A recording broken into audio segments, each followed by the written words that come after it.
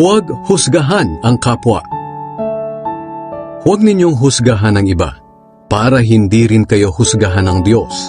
Sapagkat kung paano ninyo hinuhusgahan ang inyong kapwa, ay ganun din kayo huhusgahan ng Diyos. Bakit mo pinupuna ang munting puwing sa mata ng kapwa mo, pero hindi mo naman pinapansin ang malatrosong puwing sa mata mo? Paano mo masasabi sa kanya, "Kapatid, tutulungan kitang alisin ang puwing sa mata mo," gayong may malatrosong puwing sa iyong mata? Mapagkunwari, alisin mo muna ang malatrosong puwing sa iyong mata.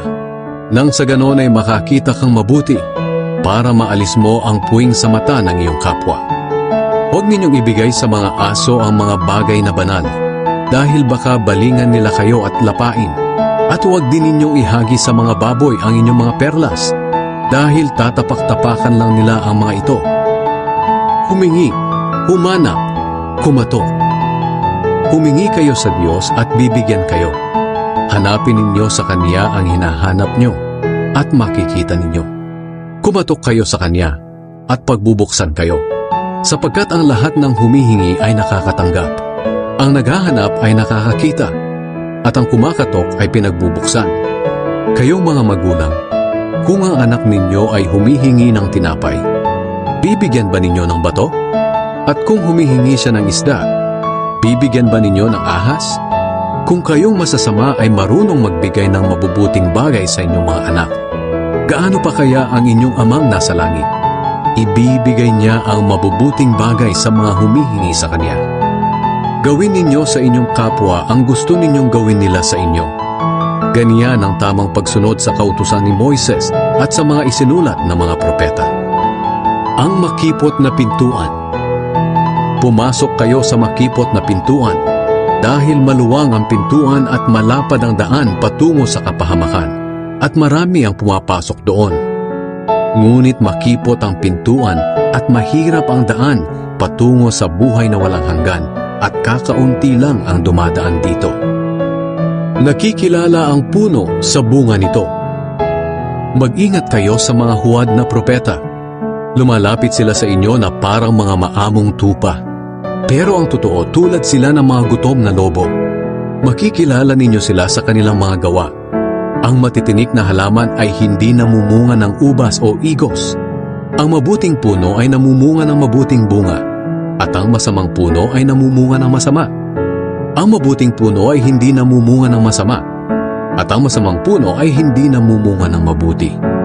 Ang lahat ng punong hindi namumunga ng mabuti ay pinuputol at itinatapon sa apoy.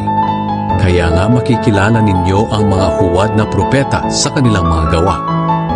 Hindi kikilalanin ng Diyos ang mga gumagawa ng masama. Marami ang tumatawag sa akin ng Panginoon, pero hindi ito nangangahulugan na makakapasok sila sa kaharian ng langit. Ang mga tao lang na sumusunod sa kalooban ng aking Amang nasa langit ang mapapabilang sa kanyang kaharian. Marami ang magsasabi sa akin sa araw ng paghuhukom, Panginoon, hindi ba't sa ngalan niyo ay nagpahayag kami ng inyong salita? Nagpalayas ng masasamang espiritu at gumawa ng maraming himala? Ngunit sasabihin ko sa kanila, hindi ko kayo kilala. Lumayo kayo sa akin, kayong mga gumagawa ng masama. Ang dalawang uri ng taong nagtayo ng bahay. Kaya ang sinumang nakikinig at sumusunod sa aking mga sinasabi ay katulad ng isang matalinong lalaki na nagtayo ng kanyang bahay sa pundasyong bato. Nang umulan ng malakas at bumaha, at humampas ang malakas na hangin sa bahay, hindi ito nagiba dahil nakatayo ito sa matibay na pundasyon. Ngunit ang sinumang nakikinig sa aking mga salita, pero hindi naman ito sinusunod, ay parang taong hangal na nagtayo ng kanyang bahay sa buhangin. Nang umulan ng malakas at bumaha, at humampas ang malakas na hangin sa bahay, nagiba ito at lubusang nawasak. Ang autoridad ni Jesus.